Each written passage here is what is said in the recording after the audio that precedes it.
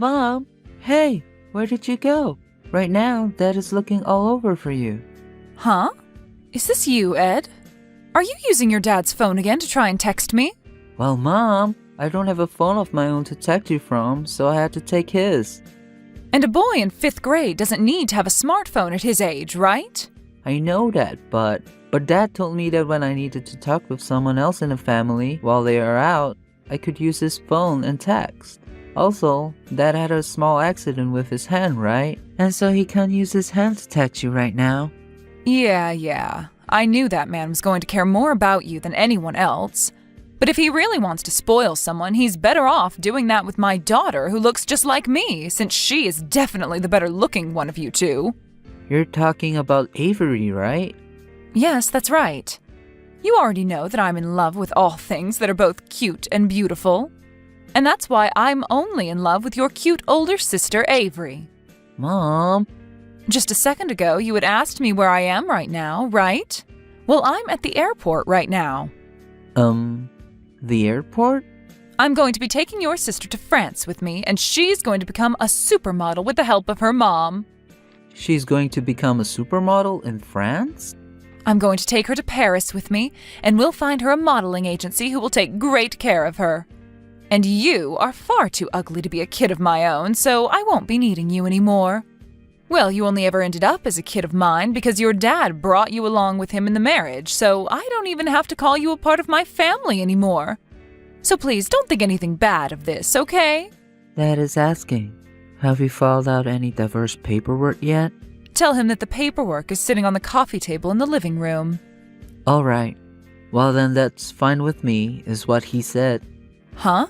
Well, Dad just said that about you a second ago, but I feel the same way about you as well now. Have fun in France, Mom. Bye-bye.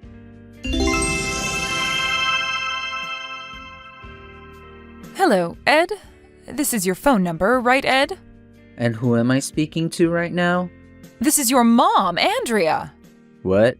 I've heard about how you've been doing so well for yourself, Ed. So now you can look up to me as your mom since I was able to get you to this point, and I can feel good about myself again as well. I'm sorry to say this, but I don't believe I'm speaking with my mom right now. Well, it has been 10 years since we last met, and I'm sure my number is different from the one I had back in those days. But look, I'm your mom. And if you're wondering how I got your number, I was able to get it from your aunt. Your aunt was kind enough to tell me that you're getting into the showbiz yourself there, huh? And that you'll be going into Hollywood for your debut, right? That freaking dog. She's really gone and done it now. Hey, come on now. You should not be speaking about your aunt in that manner, okay? It's because of her that I'm finally able to talk to you again, and you can finally speak with your mother once more.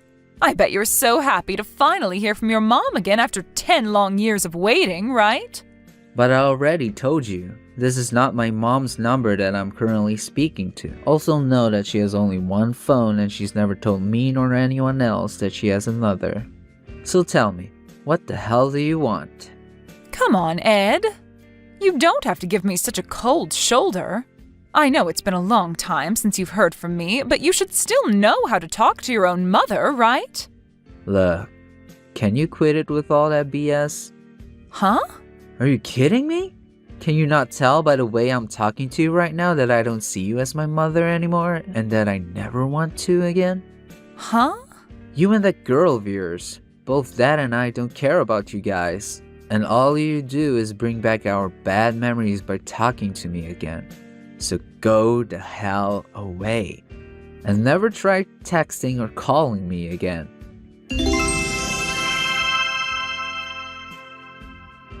Ed, this drama that I'm watching right now, I can tell just by looking at your face that you're the one playing the rival to the main character, right? I saw your name in the opening credits, and that face of yours is the same as when you were back in 5th grade. I totally get it now. Back in the day, you were a bit of an ugly duckling, but now that you've grown into a young adult, I have to say that you are one handsome-looking gentleman. Amazing. So you really are my son after all. Ugh, you're texting me again? Hey, do you really think that's the right way to talk to your own mother? It's not. So you'd better start talking to me in a polite manner from now on. You're not my mom, and that is why I'm talking to you like the annoyance you really are. All right already, all right. I get it that it's because of me that you've become this amazing little actor. It's because of all that wishing and praying that I did to have a child of mine turn into an actor that you've become such an amazing person, right? Seriously? And compared to you, your older sister Avery, well, let's just say she's not doing as great. What's happened to Avery? Well, her and I are coming back to the States soon. Weren't you and her trying your hardest to get her to become a supermodel or something? Well, that didn't ever really turn into anything more than just a dream. I thought for sure that since she's a natural beauty, she'd be able to make it in one of those agencies over there, but of course, those French have a different idea of who's beautiful or not. So in the end, any agency we went to never gave her a chance to model, and any private work she tried never ended up being scouted. And what's worse is after failure, she began to eat a lot more bread and stuff to fight the stress. And let's just say she's gained a few pounds. Really, she's no longer a beauty whatsoever, but rather the definition of an obese person. Seriously, I cannot use her at all now. But this is why, to me, you were the perfect son any mother could ever ask for. My prayers were finally heard, and you turned into the most handsome-looking young man imaginable. Well, I didn't get this far because of you. Huh?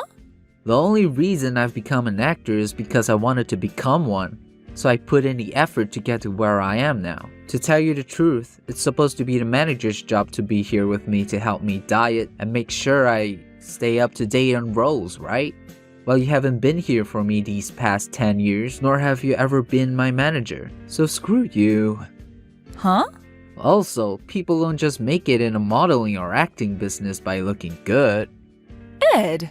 You have to be able to act as well, whether it's on stage or in a studio. And you have to be able to work to become the character you want to be, which takes weeks to perfect. Wait a minute. So you have no right coming to me acting as though you've put any work or care into me? Therefore, please, for God's sake, just leave me the hell alone so that you don't cause me any headaches anymore. Seriously, stop talking to me. I'm not messing around right now.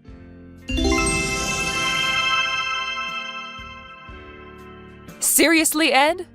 Don't you think you're going a little too far with all this after having blocked your own mother's number now? Are you kidding me? I had my phone number changed so that I could get in touch with you again. I told you already, stop trying to get in touch with me anymore. Oh my. Well, why would I ever want to stop talking to my son? Are you really sure you want me to stay away from you even longer than I already have? I plan to become your manager soon so that you can become even more famous.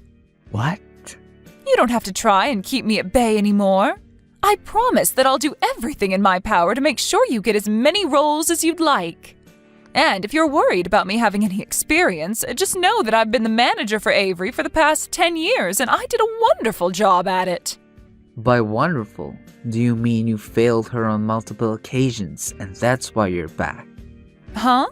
As from what you've told me, you didn't take Avery anywhere as her manager, and only led her to becoming fat and sad about her life.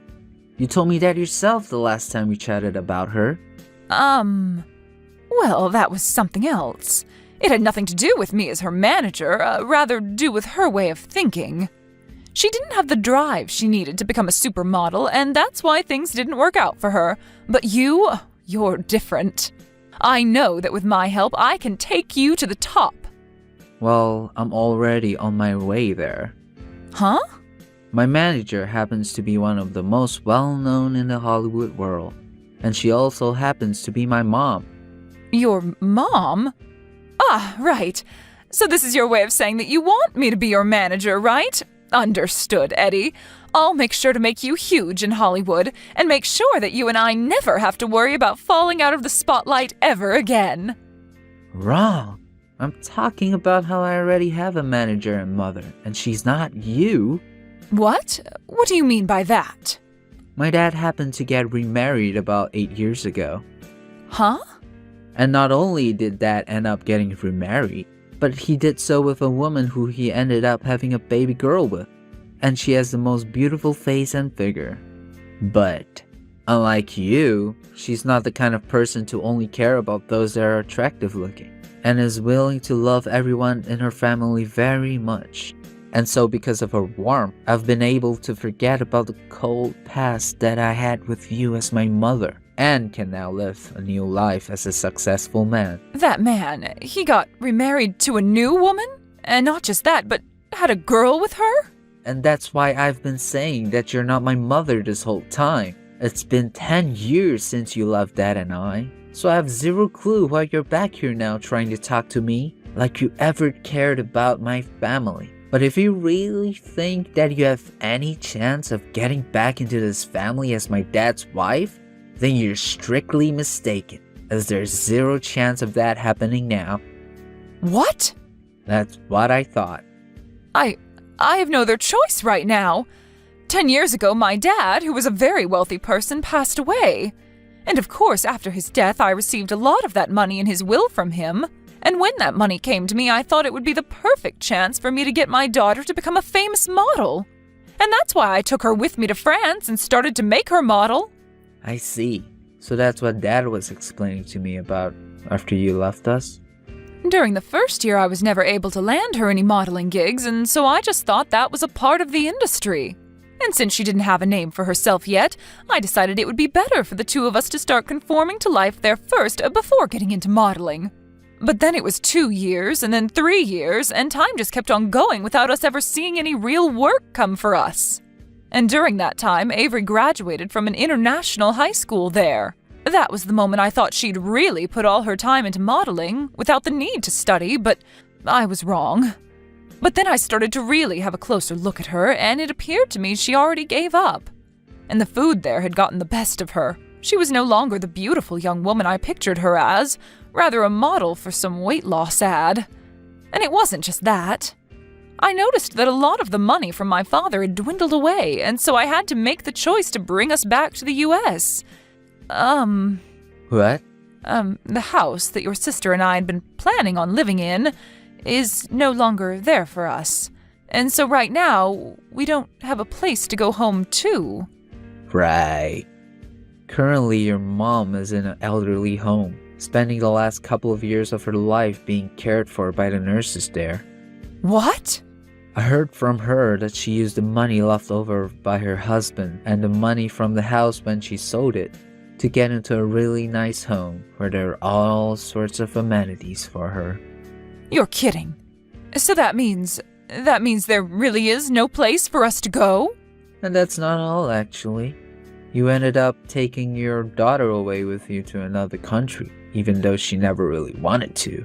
And while there, you used up not only your own money that you received from your late dad, but also the money that was supposed to be left for her.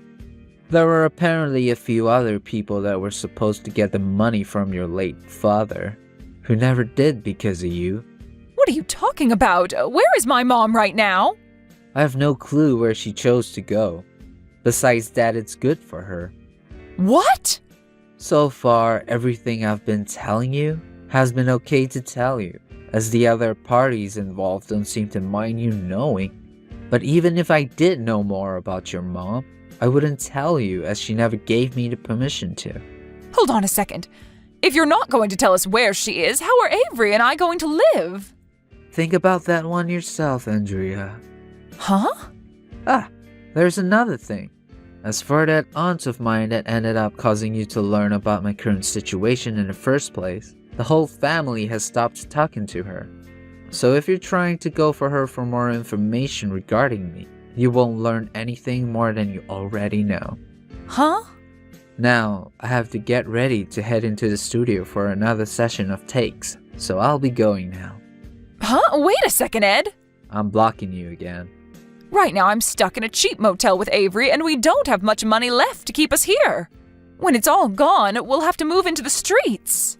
Hey, I'm only asking you this one time to please give me a place to live, just for a little bit.